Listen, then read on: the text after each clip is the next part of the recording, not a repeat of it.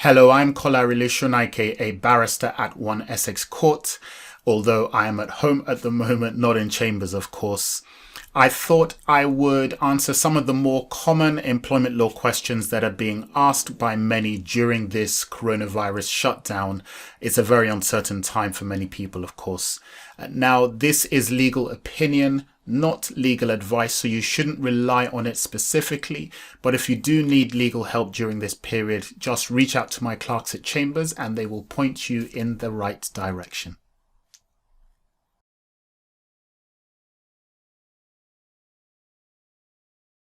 One of the big questions being asked during this period is, can an employer reduce employee salaries during the coronavirus shutdown? Many companies are suffering significant losses during this time. Typically, employee salaries are one of the largest, if not the largest line item in their budgets, and so companies are having to cut their costs accordingly. Now, this is different to the government job retention scheme, whereby employers are furloughing their employees and then claiming back 80% of the salary. In that situation, the employee isn't working. In this one, the employees are staying at work, albeit working remotely from home, but the employer still needs to reduce salaries. So can an employer do that? The short answer is, unless there is a specific term in the employment contract authoring an employer to make those reductions, then no, it cannot be done without the express agreement of the employee. In fact, if an employer tried to force that through without agreement, it would constitute a breach of contract. In certain circumstances, an employee could resign and claim constructive dismissal. But there are a few caveats to be aware of. The first is, if pay is referable to the number of hours worked, an employer may be able to achieve the reduction by merely reducing the number of hours to be worked. So that is one way it may be achieved.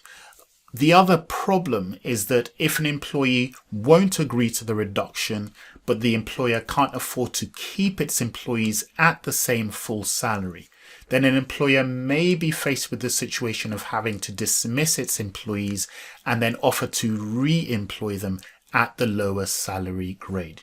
In those circumstances, such a dismissal may not be considered an unfair dismissal, as long as an employer follows a reasonably fair process, discussing the matter fully with its employees, letting them know what the problem is, what the proposal is, and listening to what they have to say. So in such a situation, it's better for the parties to engage, because otherwise one employee loses their job and one employer loses a valuable employee. So if agreement can be reached between the two of them for a reduction in salary, there's certain things that I think it is very important to do. Once agreement is reached, make sure you record what that agreement actually is and ensure that it covers certain things. Firstly, what is the pay being reduced to? I would advise recording a specific amount for each employee rather than a blanket statement like salaries are reduced by 10%. Calculations can vary, different assumptions can be made, so it's important that a specific figure is recorded. Secondly, think about what that reduction applies to in regards to pay. Does it cover commission, bonuses, expenses, and benefits? Think about all the different items and make sure you agree and record what the reduction applies to. Thirdly, for what period will the reduction last? Is it to a specific date? That is my recommendation. In which case, how can that reduction period be extended if needs be, or reduced if, for instance, business picks up or the shutdown ends? Record those things so that it is clear where everybody stands. Fourth, think about related items that may be affected by a reduction, such as holiday pay, contractual sick pay, pension contributions. How are those things affected by the reduction? And finally, make sure it is agreed what will happen once the reduction ends. Do salaries simply go way back up to the full amount immediately, or is it tapered? Will employees be reimbursed any salaries that they have lost over what period? Or is that simply lost amount that will never be recovered? All these things, it's important to make sure are agreed and recorded so that everybody knows where they stand. And that way, parties can get through the period together by agreeing what the future should look like.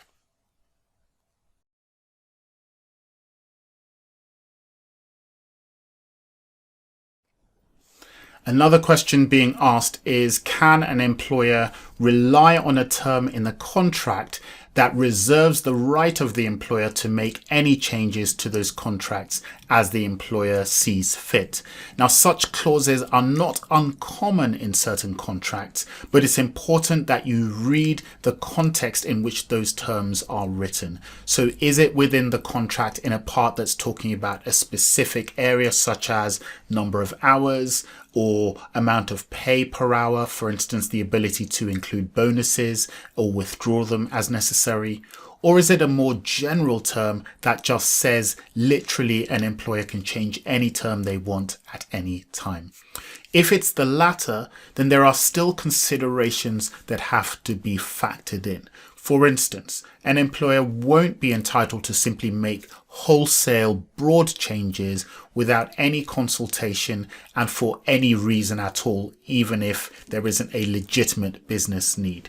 Typically, you'll be looking for the employer to consult with employees over the changes to be made and to have a legitimate business reason for making those changes, and to make those changes in a fair and considered way.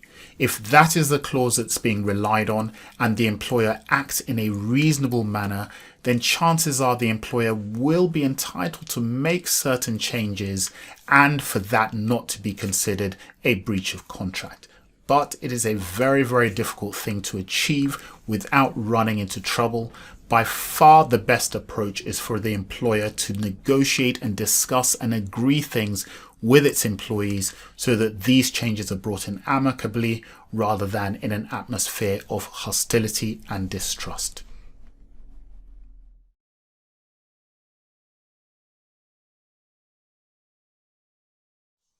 So what if an employer wants to bring in changes and most of the employees agree to it, but not every employee is willing to sign up to those changes?